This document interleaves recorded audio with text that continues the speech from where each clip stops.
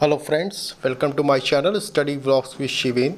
आज है 15 मार्च 2022। आज हम लोग बात करेंगे 15 मार्च 2022 के मोस्ट इम्पॉर्टेंट क्वेश्चंस के बारे में। पूरी वीडियो ध्यान से देखिएगा। यदि वीडियो पसंद आए तो प्लीज़ वीडियो को लाइक, शेयर एंड सब्सक्राइब कर दीजिएगा और साथ ही साथ बेल आइकन को भी प्रेस कर दीजिएगा, जिससे कि आने वाली वीडियो के नोटिफिकेशन आपको मिलते रहें। चलिए शुरू करते हैं आज के क्वेश्चन को। उससे पहले कल के क्वेश्चंस को देख लेते हैं। कल का क्वेश्चन था हमारा कि निम्न में से किस फिल्म ने ऑस्कर अवार्ड 2021 जीता है। तो सही ऑप्शन इसका नोमैडलैंड, इसने ऑस्कर अवार्ड 2021 जीता है। सेकंड क्वेश्चन था सीआईएसएफ के वर्तमान महानिदेशक कौन है। तो सीआईएसएफ के वर्तमान महानिदेशक शील वर्धन सिंह हैं। ऑप्शन बी सही है। चलिए आज के क्वेश्चंस को देख लेते हैं। पहला क्वेश्चन है हमारा कि आईसीसी महिला विश्व कप में सर्वाधिक मैचों में कप्तानी का रिकॉर्ड किसके नाम दर्ज है। तो वह मिताली राज के नाम दर्ज है। ओके, आईसीसी महिला विश्व कप में सर्वाधिक मैचों में कप्तानी का रिकॉर्ड मिताली राज के नाम से दर्ज है। मिताली राज अब तक आईसीसी महिला विश्व कप के 24 मैचों में कप्तानी कर चुकी हैं। ये भी ध्यान रखिएगा। एक तो किसके नाम दर्ज है, मिताली राज के नाम, कितने मैचों में कप्तानी कर चुकी हैं ये भी इम्पोर्टेंट है आपके लिए। तो 24 मैचों में वो कप्तानी कर चुकी हैं। ओके, इसी में पॉइंट है आईसीसी महिला वर्ल्ड कप कहाँ खेला जा रहा है। तो न्यूजीलैंड में हो रहा है। ठीक है, ये मोस्ट इम्पॉर्टेंट है आपके लिए। आईसीसी महिला वर्ल्ड कप कहाँ हो रहा है, तो यह न्यूजीलैंड में हो रहा है। अच्छा, मिताली राज से संबंधित कुछ पॉइंट्स हैं, उनको आप जान लीजिए। मिताली राज 6 वर्ल्ड कप खेलने वाली भारत की पहली महिला बन गई हैं। ठीक, सॉरी, भारत की नहीं, विश्व की पहली महिला बन गई हैं। मिताली राज 6 वर्ल्ड कप खेलने वाली विश्व की पहली महिला बन गई हैं और 10,000 से ज़्यादा रन बनाने वाली यह पहली महिला हैं। इनसे संबंधित मैटर को ध्यान से देख लीजिएगा ये, क्योंकि क्वेश्चन यहाँ से ज़रूर आ सकते हैं। ठीक है, तो 10,000 से ज़्यादा रन बनाने वाली यह पहली महिला है।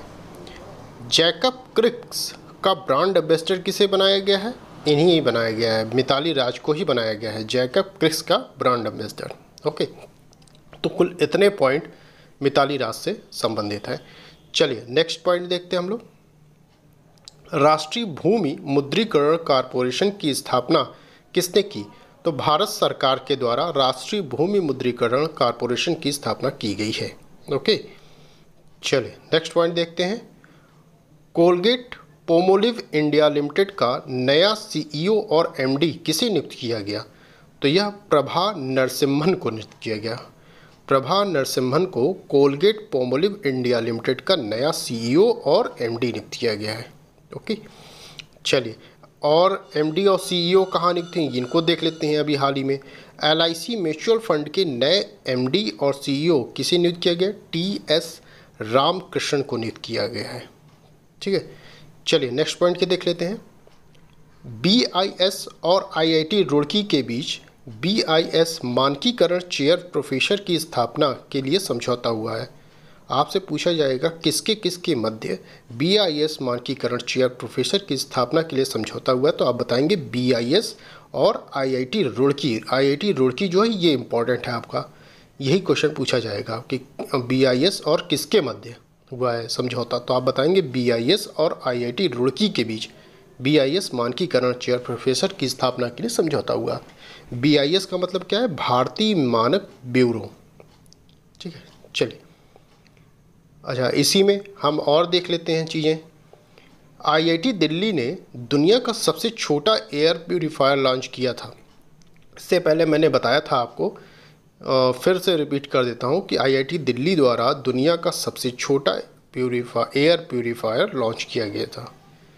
नेक्स्ट इसी में देखते हैं आईआईटी से संबंधित। भारत पहली बार विदेश में कहाँ, यूएई में आईआईटी संस्थान खोलने जा रहा है। इसकी ये भी न्यूज़ हमने पहले ही दे दी थी आपको, पहले ही हमने बता रखा है। तो ये आईआईटी से संबंधित मैटर हैं, इनको एक जगह आप लोग नोट डाउन कर लीजिएगा। ठीक है, चलिए नेक्स्ट पॉइंट देखते हैं हम लोग। एमएसएमई आइडिया हैकथॉन 2022 कहाँ लॉन्च किया गया। किसने लॉन्च किया, सॉरी, MSME आइडिया हैकाथॉन 2022 किसने लॉन्च किया? यह नारायण राणे द्वारा लॉन्च किया गया। ये नारायण राणे क्या है?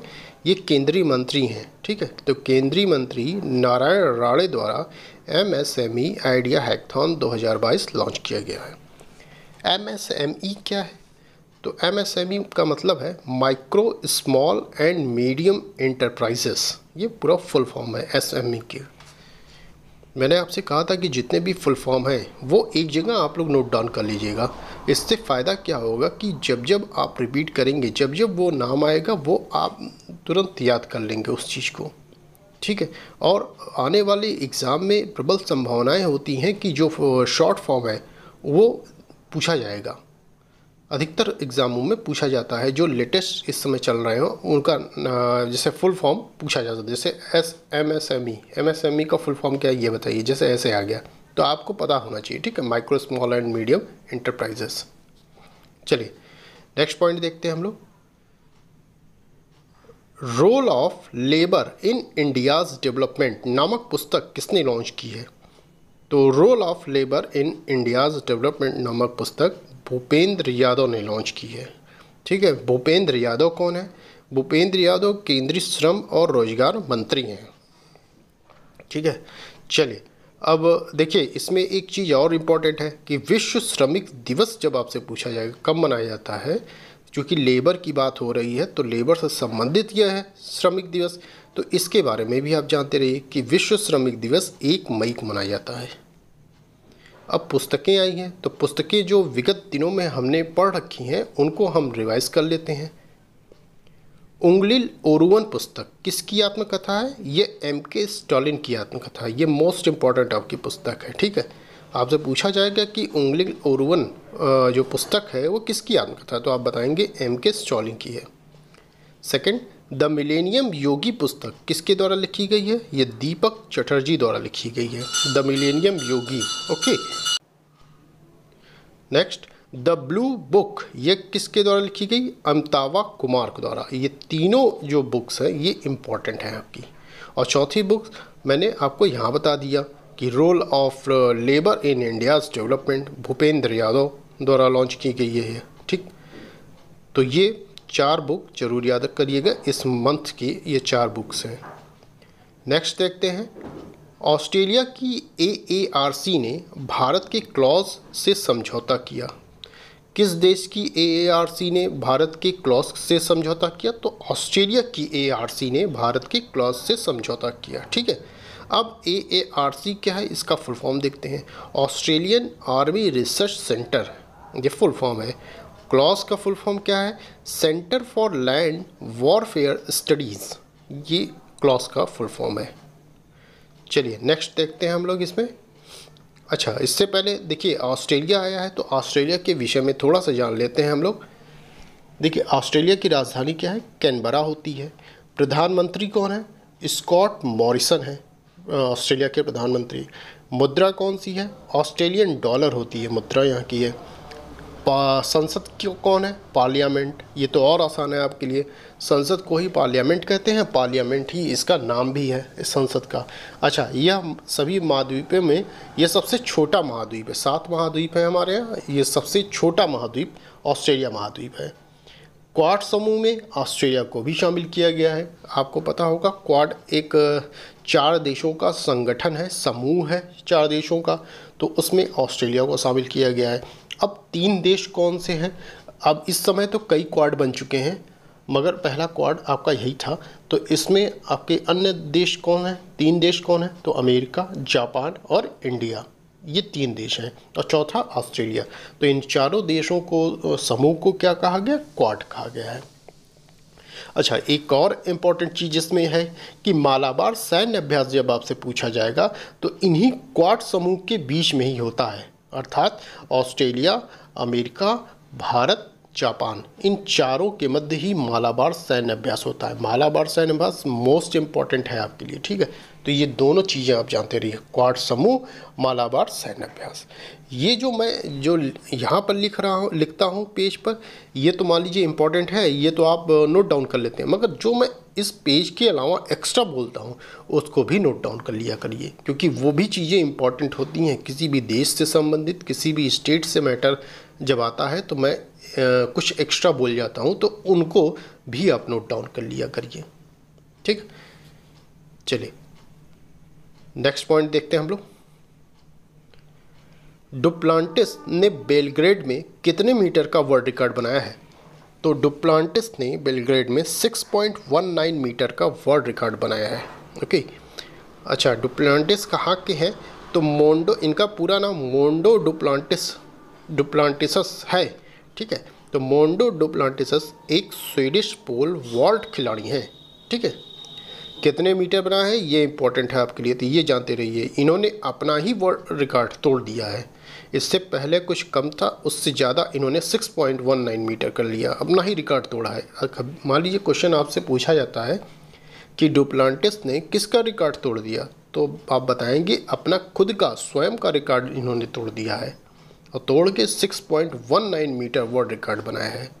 ये याद रखिएगा कितना मीटर है, यही इंपॉर्टेंट है आपके लिए। चलिए नेक्स्ट पॉइंट देखते हैं हम लोग। साहित्योत्सव का आयोजन कहाँ किया गया? तो साहित्योत्सव का आयोजन नई दिल्ली में किया गया है। ठीक है, और कितने विजेताओं को साहित्य अकादमी पुरस्कार प्रदान किए गए वहाँ? तो 24 विजेताओं को साहित्य अकादमी पुरस्कार प्रदान किया गया है। ठीक है, ये याद रखिएगा। लास्ट क्वेश्चन देखते हैं हम लोग। किस देश के पूर्व राष्ट्रपति रफ़ीक तरार का हाल ही में निधन हो गया? तो यह पाकिस्तान के थे। पाकिस्तान के पूर्व राष्ट्रपति रफ़ीक तरार का हाल ही में निधन हो गया है। ठीक है, देखिए दो क्वेश्चन आपसे बन सकते हैं।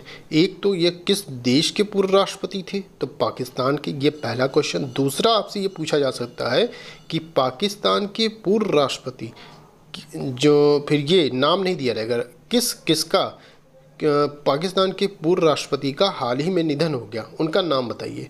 तो नाम भी इनका इम्पॉर्टेंट है, रफ़ीक तरार। ये दोनों चीज़ें याद रखिएगा, पाकिस्तान के पूर्व राष्ट्रपति थे और नाम क्या था? रफ़ीक तरार। इनका हाल ही में निधन हो गया। ठीक, अब चूँकि पाकिस्तान आया है, पाकिस्तान के विषय में थोड़ा सा जान लेते हैं। पाकिस्तान, देखिए प्रधानमंत्री कौन है वहाँ के? इमरान खान है। राजधानी क्या है? इस्लामाबाद है। मुद्रा क्या है पाकिस्तान की? पाकिस्तानी रुपया है।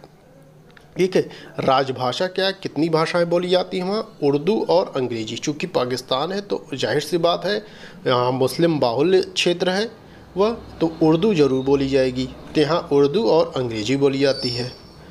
सबसे बड़ा नगर कौन सा है पाकिस्तान का? तो वह कराची है। ठीक है, तो ये पाकिस्तान से संबंधित मैटर हो गया। तो बस आज के लिए इतना ही। ये थे आज के आपके टॉप 10 मोस्ट इम्पॉर्टेंट क्वेश्चंस।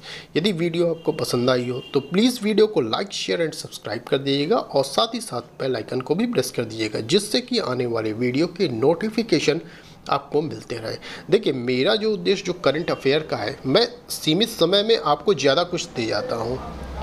इधर उधर की बातों में न फंसाकर आपको तुरंत ही 15 मिनट के अंदर वीडियो को समाप्त, कोशिश करता हूँ कि 15 मिनट के अंदर वीडियो आपको समाप्त कर दूँ। मेहनत मेरी काफ़ी लगती है, मगर आपको सिर्फ 10 से 15 मिनट देने होते हैं। पूरे दिन का करंट अफेयर्स मैं आपको बता देता हूँ। ठीक है, तो प्लीज़ आप इस वीडियो को ज़रूर देखा करिए। पर डे मैं 6 बजे, सुबह के 6 बजे वीडियो अपलोड कर देता हूँ, वह आपको रोज़ डेली मिल जाया करती है। अगर इसीलिए मैंने कहा कि अगर आपने बेल आइकन नहीं ऑन किया है तो ऑल बटन उसमें होगा, उसको ज़रूर ऑन कर दीजिएगा। फ़ायदा इसका ये होगा कि जब भी मैं वीडियो अपलोड करूँगा तो उसका नोटिफिकेशन आपको तुरंत मिल जाएगा कि वीडियो हाँ आ गई है। यही नहीं, सिर्फ करंट की नहीं बात कर रहा हूँ, मैं लॉ भी पढ़ाता हूँ, इसलिए लॉ की भी वीडियो जब मैं अपलोड करूँगा तो भी आपको नोटिफिकेशन मिल जाया करेंगे। जैसे कि जल्द ही मैं लॉ की अब नई वीडियो अपलोड करने जा रहा हूँ, तो उसका भी नोटिफिकेशन मिल जाएगा। ये लॉ वाले जानते रहें। ठीक है, चलिए आज के क्वेश्चंस को देख लेते हैं हम लोग। आज का क्वेश्चन है, मेडिसिन फ्रॉम स्काई योजना किस राज्य सरकार की योजना है?